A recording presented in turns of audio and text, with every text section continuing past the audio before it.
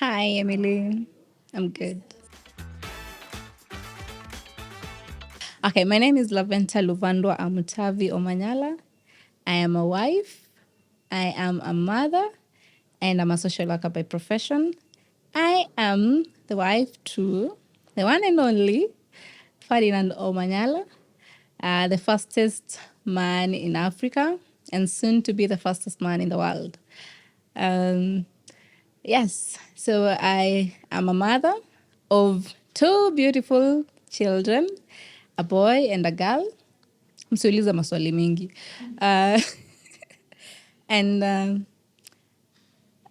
my journey to motherhood has been an interesting one.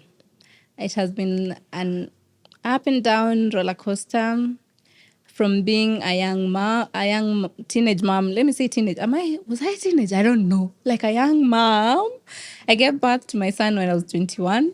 A young mother to juggling life, starting our small humble beginnings with Omanyala, going through phases of life together, taking care of our son, raising our children together, and getting to where we are today.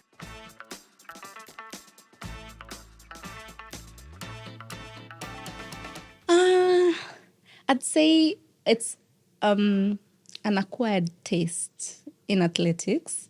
Uh, they watch the sport a lot, and through watching it, I've seen them develop an interest in sports. So they're very vibrant and playful.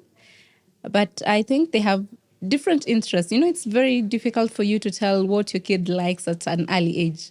But what I've noticed is that they like football, they like swimming, they like skating. I think they just like sports all across. So I'm glad.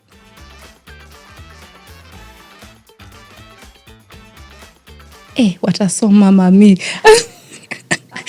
Okay, for me, it doesn't matter if they become sports people or not. What I want my kids to do is for them to understand what they want. That is why, as early as now, we're not pressuring them into liking sports or not. We're just exposing them to different sports. And when we tap into what they actually like, is now when we help them to acquire what they want. So, for example, my boy decides he doesn't want to do any sports. He likes books and he wants to be an architect. Then what am I going to do as a parent? I'm going to encourage him to do what he likes, expose him to architect concerts and everything that has to do with the interest that they have. So you just support them in what they want to do, because the challenge that we have experienced a lot, especially women in sports, is that our African parents they're not accustomed to the culture of women doing sports, especially after marriage. So they're like, okay, you got married, sawa, hiyo mbio yako ishe. You're volleyball, okay, ishi hapo. But now we are in a society where sports is a career on its own, and we are seeing very many women in sports doing wonderful things. Recently, I was just watching a tennis tournament on Netflix. It's called Breaking Point. And I saw an African lady, a Tunisian lady. She's number 2 in the world in tennis. And I was shocked. I was like, okay. So we can nurture, it doesn't matter if your child is talented or not. Whatever they have passion in, let them do it. You just have to support them.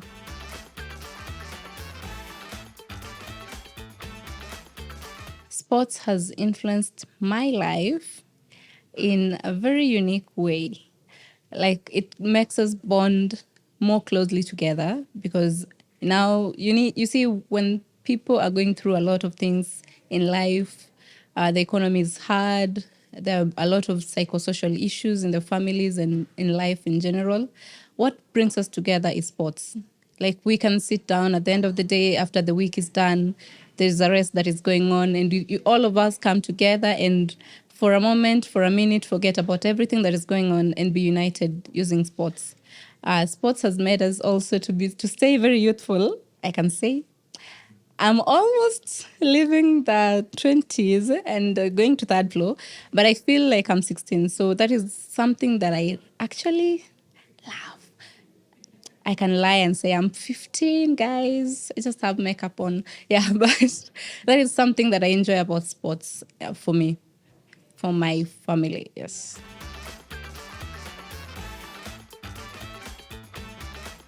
Sports has actually influenced how I parent my kids. Is when I was looking for a school to take my kids to, it was a challenge for me.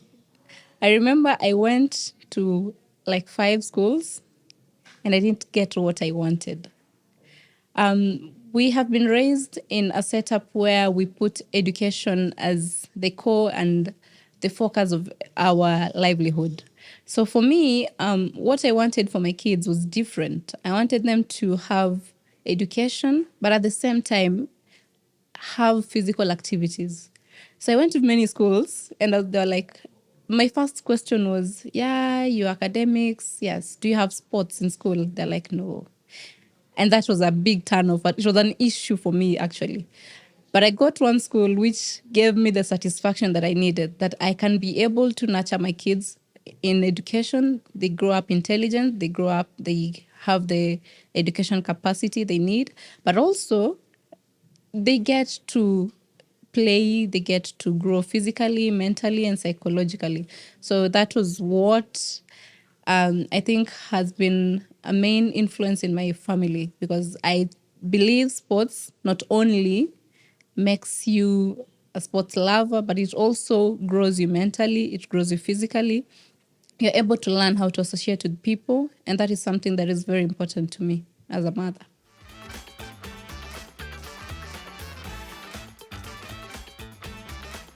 I'm a social worker by profession, guys. I know most of you know me as a wife, something that I'm very proud of, but I studied my social work in Moi University, a course that took 6 years instead of 4 because of my institution. I went to an institution that everyone from Moi will tell you that we have very many crazy long holidays. But for me, social work is something that, interestingly, my mom did. So when I was choosing a career path for myself, I had 3 options. I wanted to either be a social worker or be a tour guide, because my dad was a tour guide, or do something to do with food and nutrition, because I really loved home science. So when my first choice was called, and that was social work, I was so glad and I went and did it. One thing I like about social work is that it resonates with who I am as a person. I'm a person who likes giving back to the society. I'm a person who has a lot of empathy. So for me, it's not a career. It's actually a day-to-day life that I get to live. So I have practiced social work for 5 years. I was still in school at Moi. I went for my attachment here in Nairobi, and that was the beginning of my career, because when I came for my attachment, I actually got an employment. Then I used to juggle school and employment, and you know how campus life is. So I managed to do my work a lot and still finished my social work career. And that spearheaded me to my life today activities, because immediately when I finished school, I already had a career waiting for me. So I came, worked at Mama Lucy Hospital, and I can say I loved working there, because there is a satisfaction that you get when you go home and you feel like you helped someone. While I was at Mama Lucy, I was placed at the accident and emergency section. So there, your role as a social worker is to make sure that you help the less fortunate in the society, because hospitals have come up with a waiver assessment where those people who are not able to provide for themselves, the hospital can waive the bills for them. So you get to interact with different people going through different journeys in life, and you go home with the satisfaction that, today I met a street person. Even though they are still going back to the street, they are able to get the medical need they deserve.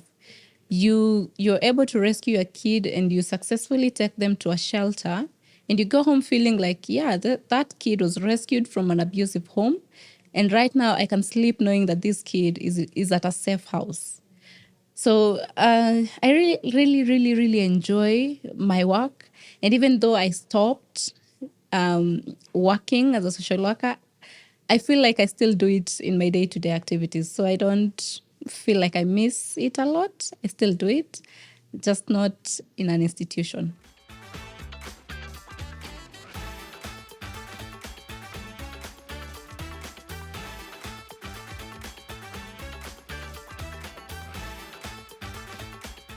I'd say it has not been easy finding a balance between being a mom, being an athlete, and being a friend and whatever it is, all those things that we have to do. I remember when I started working, we had a little bit of a challenge. Let me say a challenge because by then I used to work at a children's home in Karen.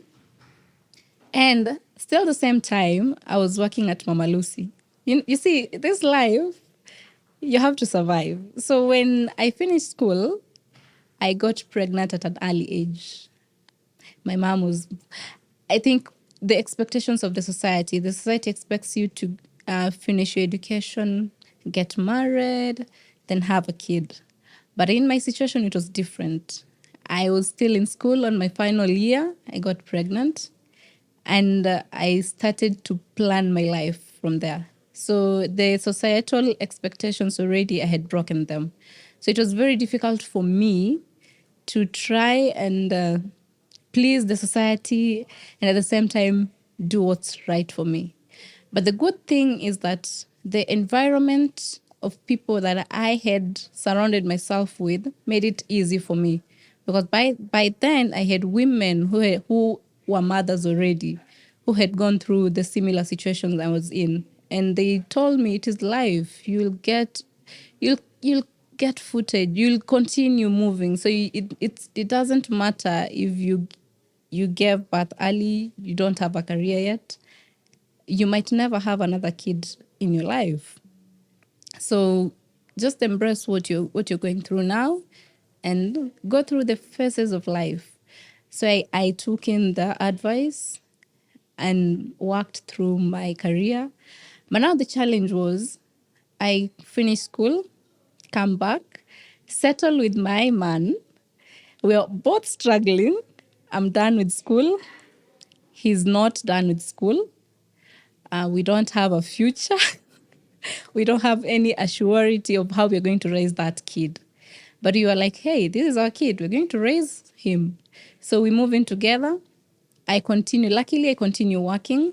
It was a locum, but for me, it was an employment because I was paid enough. I continued working. He continued going for training and classes. And we had to find a balance between how we're going to raise our family together.